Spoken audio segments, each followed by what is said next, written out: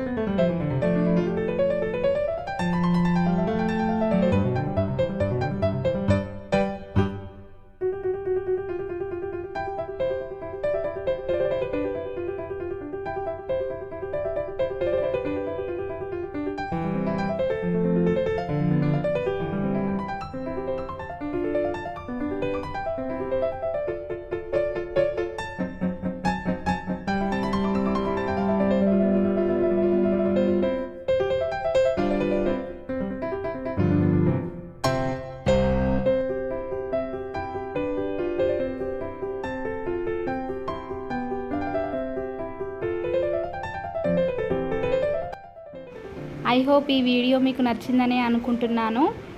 తప్పకుండా లైక్ చేయండి, కమెంట్ చేయండి మీ మంచి మంచి సజెషన్స్ని.